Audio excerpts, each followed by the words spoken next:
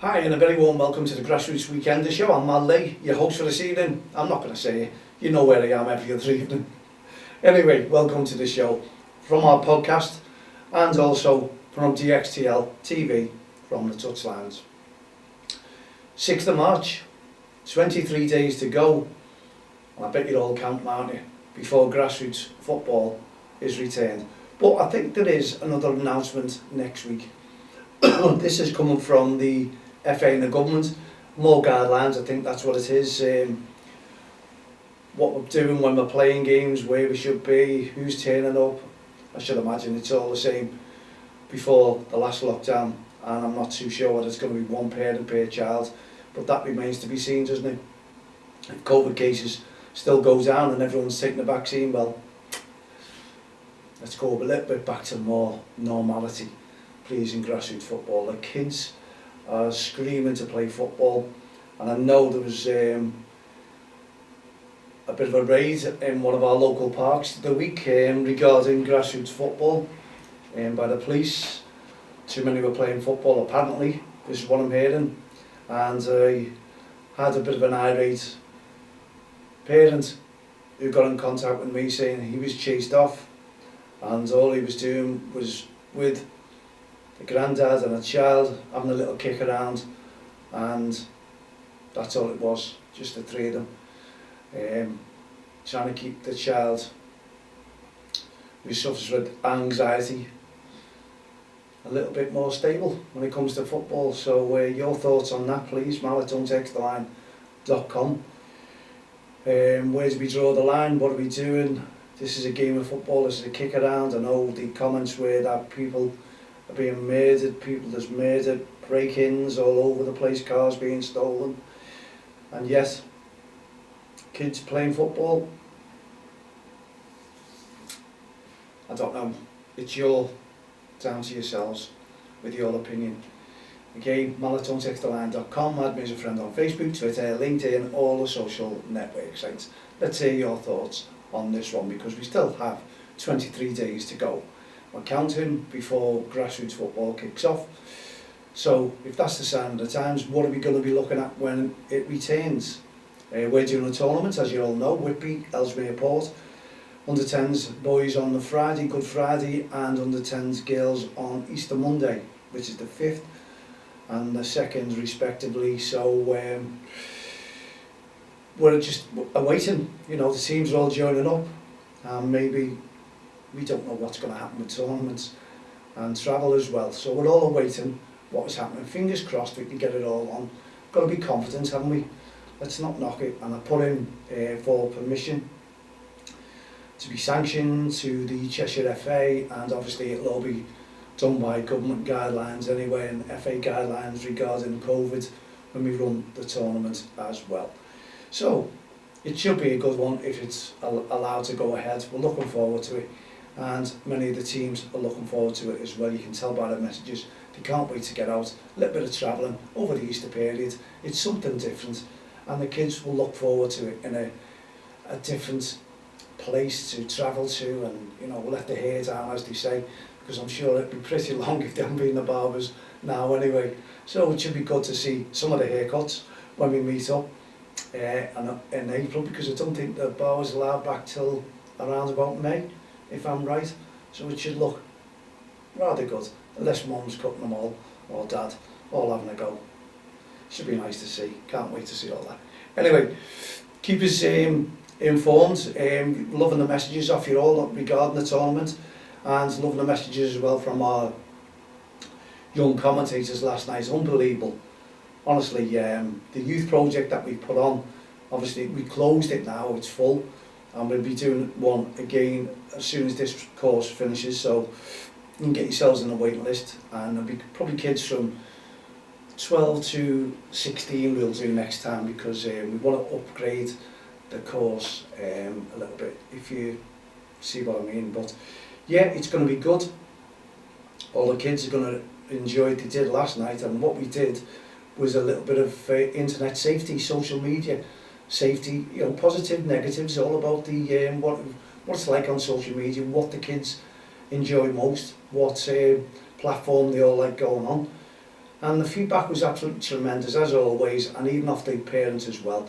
And we covered a bit of soft porn, as we say, when we put that out there. It wasn't too nasty, it was just a little message towards the kids. The parents were all fantastic with it. It did work a treat, and I must admit, it was very, very good indeed, to say the least. It was really, really educational for the kids, and the feedback we got off them was absolutely tremendous. And it also included bullying, and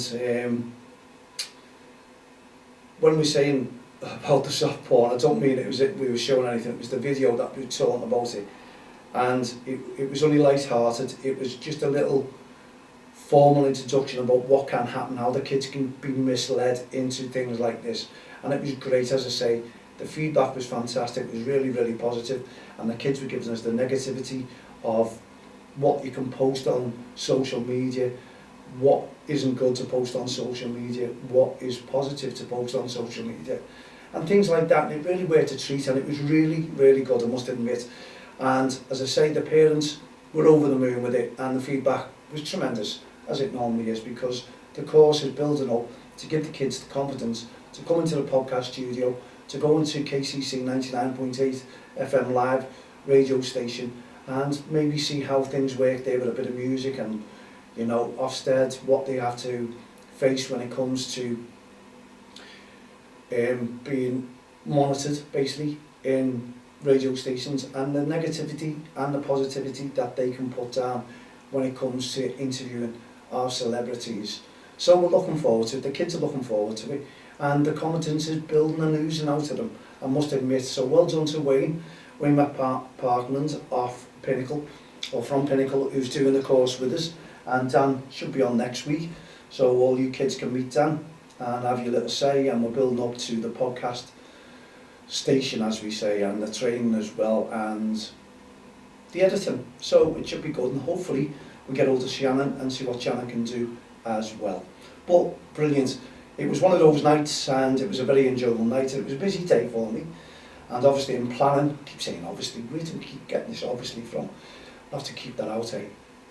I'm planning a bit of a run sometime today. I don't know how far, but I've got to be intense now, because the run is getting a little bit closer, 25th of April, if lockdown allows us to. Also, one or two of the lads are suffering injuries, and it's touch and go whether they're going to be involved in the run, so you can imagine where we're coming from. I've got Paul's marathon running anyway. He's all ready, fit, and he's still running. I'm not too sure about Gordon. I'll have to check up on Gordon and Tony as well to see how they're getting on. So we could be depleted, because I'm going to meet my surgeon soon as well. Excuse me. I'm going to meet my surgeon soon, and it'll be that surgeon's decision whether I can run as well. The doctor's passed me, because I'm carrying a hernia now. The doctor's passed me, and it all depends on the surgeon how bad it gets, because when I done the 10-mile run the other day, brilliant, okay, little niggly bits of pain you could feel, but there was more pain when I took all the protective gear off, and I had to get used to that, and that was only 10 miles. I've got another 16 miles to go on top of that, so I really don't know how I'm going to fare, but I'm determined to do it. I need to do it. We need to raise this funding for Emily, £25,000, not that much now. We're still on around about £3,000, but we want to get that up and running. You tend to take a back seat sometimes, because you don't want to push it and push it and push it, because people do get fed up with it. So we'll have another little push very, very soon indeed, and see if we can raise some more funding. It would be nice. Now we're talking about grassroots football on the return, and we were talking yesterday about managers. Have you got all your kits ready, the balls? There was one thing I wanted to talk about. It was Kirby JFC for a boot swap. They come up with this great idea, and it's flying all over social media. And this is in grassroots football, and obviously all those kids with their old boots, they can swap for a little price of £2. And what Kirby JFC are going to do is put that towards a Christmas charity, and a local charity will receive all the £2. And I think that's a fantastic idea that Johnny and Jason have come up with. And you can swap your boots and meet up maybe in the Jeffrey Humble or Kirby, where they're based in local places. But being a boot swap, I think it's great. they clean them all up, get them looking like brand new, putting brand new laces in. Must be hard work doing that as well. So I'm sure it was Kate who's helping Johnny clean them all up as well. So well done to you lot out there. Great idea, and I'm sure it's going to take off everywhere. I think it really is good, because there is people out there who cannot really afford the boots, and for £2 they could get a brand new pair or new used boots that look and spanking and fantastic when they go out and play a game of football. No one will know. They'll be very discreet, and that's the way KBJFC are, and they just want to help the kids out who are struggling a little bit, the mums and dads, and I think it's a brilliant idea. So well done to KBJFC, and I'm sure there'll be loads taken up, and I think Dave Sheeran from Belfry sent a load of boots down, so well done Dave. I think he was first on the list. Now if you've got any spare boots, then please get in touch with KBJFC and they'll clean them up, swap them, have them on, you can see them on social media, and they'll be happy to take them off you, I assure you. And I'm sure you can meet up with them. If you've got loads there, send them into them. Why not? I think it's a fantastic idea. Keep up the great work, and I'm sure the kids are going to be having smiling faces as well. Now, I wonder if I need new boots. Oh well, there you go. Well done, KBJFC. What an astonishing idea, and I think it's tremendous. And if you've got any grassroots stories like that, what you're doing during lockdown, how you can help the kids, we'd love to hear from you. Again, it's mal@don'ttextheline.com. Get in touch with us, because this is a fantastic story, and we'll keep following up on that one, see how many kids that KBJFC can help out through lockdown and through the football season, because it starts back up in March. I've forgotten where it was then. And I know KB have entered our competition in Ellesmere Port as well for the under-10s, so it should be good. There's plenty of teams from over the water, all the teams congregating, getting together and meeting up for the first time, no doubt. So again, Don't Cross the Line of bringing people together within the community, and it's for respect, and also we're doing our charity, trying to raise some money on the day or days for Emily, a run for Emily. So it's going to be a busy old April, because we have our run at the end of the month as well. So, and I think Colin has a walk as well from Colin Fulton in memory of his wife Jan, and it'll be a tremendous run. And he's raising funding as well. He's going to walk from Kirby to Southport, and I might just tag along there. I'm not too sure, see how fit I am in that month, because it is going to be rather hectic and busy, like every day is for us at Don't Cross the Line and myself. I don't stop, and I just carry on, because sometimes people clash as a workaholic. I don't think I am. I just like getting things done, and I make sure that if I promise someone something, then I want to try and get that done. So my promises are going downhill a little bit now, because sometimes you cannot cope. There's not enough hours in the day. I took 8 days holiday, that's flown. I'm back in work tomorrow. I can't believe it, really flown over. So it'll be an early morning show that I'll be doing tomorrow, and then off to work. Dear me, is that going to put me behind? I doubt it. So I'm going to be bombarded, but I'll keep up to date, and I'll keep emailing, and I'll keep on top of things, I promise. So if I've promised you something, hey ho, it's on its way, or we're going to get things done. We're waiting to do an Easter raffle as well. I thought I'd have all the Easter stuff here for you to show you what we're going to be raffling. I think it may be Monday now, so it's going to be a cracker, and probably £5 a ticket. That's the way we're going to do it, and it's all going to our fundraiser, a run for Emily. So all the proceeds are going into charity, and it's going to be lovely. And Daisy Cakes and Shakes, Thomas there, who has sponsored us, or should I say who's donating the Easter raffle prize, and we'll have some extras to throw on top as well. It'll look good. It's well worth it. It's well worth donating the £5. And I think we're just going to do a sheet, 1 to 100, put your name on that, and we'll let you know where you can pay that in as well. I know Tony Mallon is screaming out for 40 tickets, I know that. £5 to go, Tony. Yeah, I know, you can do well. Anyway, Tony's one of our runners, and he was first on where can he get the tickets, and he hadn't even seen the prizes yet. Well done, Tony.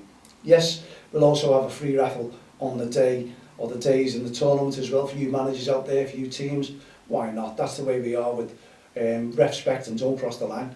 We do rather well, and we like to keep teams together, bring people together, and obviously we all know what we try and do on the touchlines. We try and make our referees feel more safer, because we don't want verbal abuse, aggressive behaviour, racist comments or bullying towards our referees.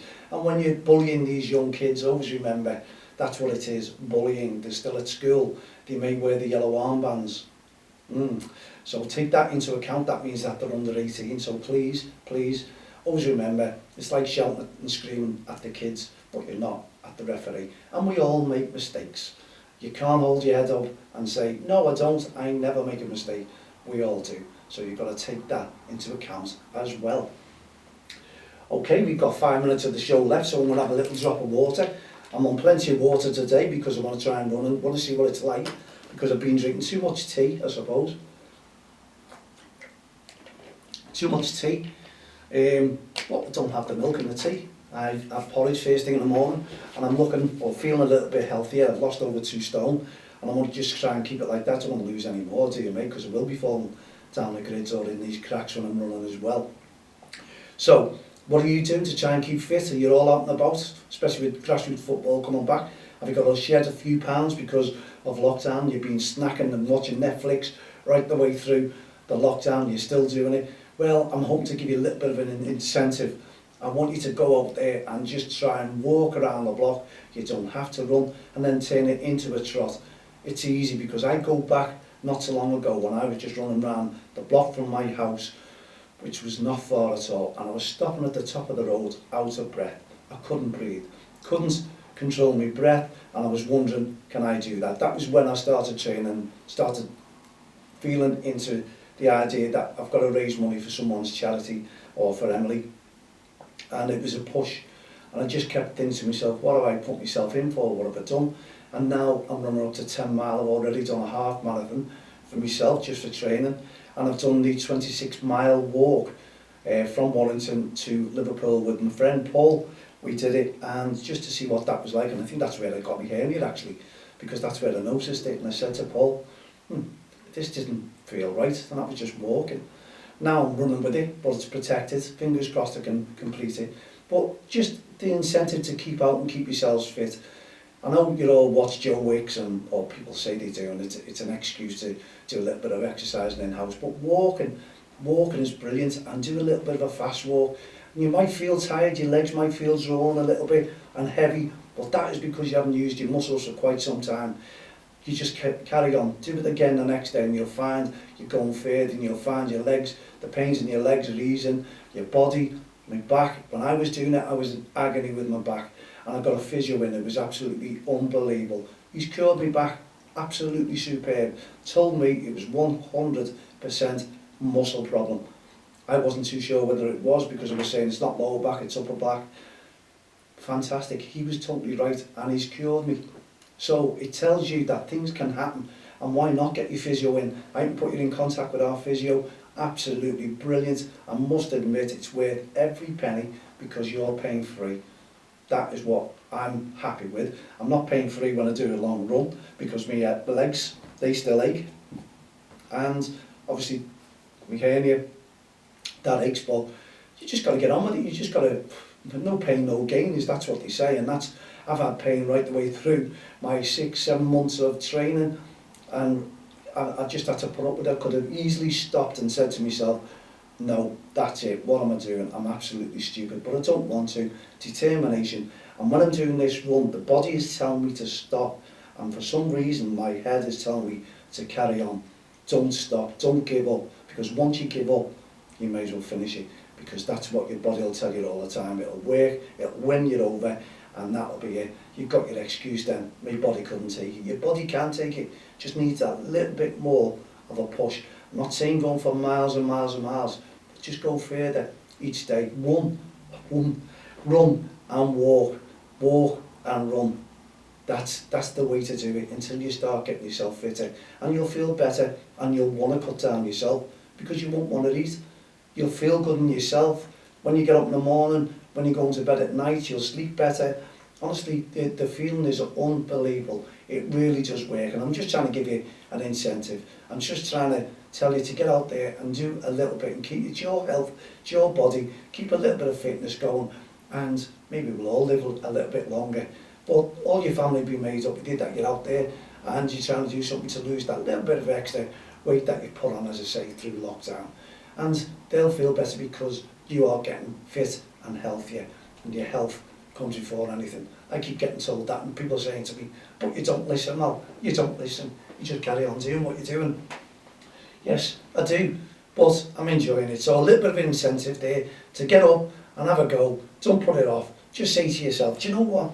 This morning, today, whatever time it is, I'm going to get out and I'm going to do a little bit of exercise, and I bet you feel better. And the next day, do it again. Don't put off what you can do. Honestly, I mean it. Just try and keep fit. And I want to hear all your messages. marathontexttheline.com. If you take that up, take the challenge up, keep fit, keep healthy.